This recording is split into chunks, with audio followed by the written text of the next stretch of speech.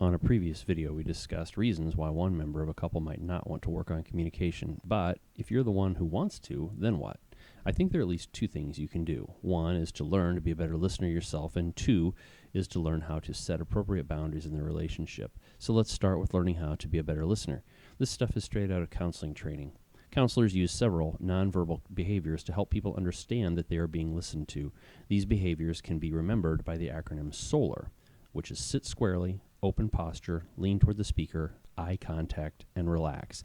Most people will do some or all of these actions unconsciously while talking to someone they care about or are interested in. You might see yourself do some of them with a little effort towards self-awareness. Just pay attention to the way you sit, lean, etc. as you are listening to someone or something that you're really interested in. You might be surprised at what you're already doing. You might also be surprised at what you're not doing when you talk to your spouse. Sitting squarely.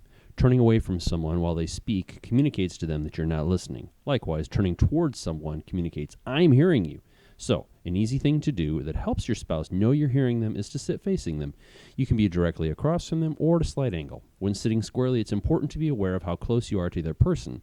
As a general rule in American culture, being less than 18 inches away can make someone else uncomfortable, and generally, people with closer relationships will sit closer together, while those with less close relationships will stay further apart. Like the photo shows, how we have our arms can communicate without saying a word. Folded arms can communicate defensiveness, disgust, or anger. You notice the man on the left in the photo? Likewise, more open posture can nonverbally tell someone, I am willing to listen without judging. Notice the man on the right. We may not mean anything by how we sit or stand, but if the other person is reading it that way, it's worth considering. Lean toward the speaker. Leaning away from a speaker is something people usually do to indicate wariness, distrust, disagreement, or boredom. Leaning towards someone usually indicates the opposite. It shows that you are interested in them and in what they have to say. Eye contact. Good eye contact demonstrates that your focus is on the speaker. Good eye contact isn't staring the other person down. Instead, it involves looking directly at their face and occasionally shifting your gaze to other parts of their body. Relaxing here means doing these nonverbals in a natural or an unplanned way, doing what comes naturally. And how is that possible, you might ask?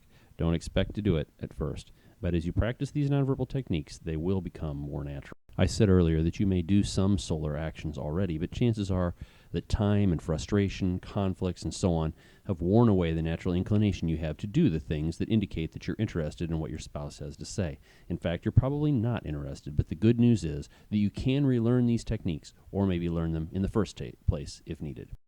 One more source of help. The Bible in James 1:19-20 encourage us to be, quote, quick to hear, slow to speak, and slow to get angry, for the anger of man does not achieve the righteousness of God, unquote.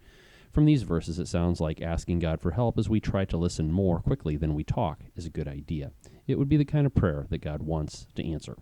I should also note that speaker listener cards like the one I've showed in this slide can also be very helpful. Like the nonverbal listening skills, the speaker listener cards may seem awkward at first, but they will become more natural over time. If you're tracking with me this far, but your spouse seems unwilling to try to work on the relationship, it might be necessary to establish some boundaries. More on that next time.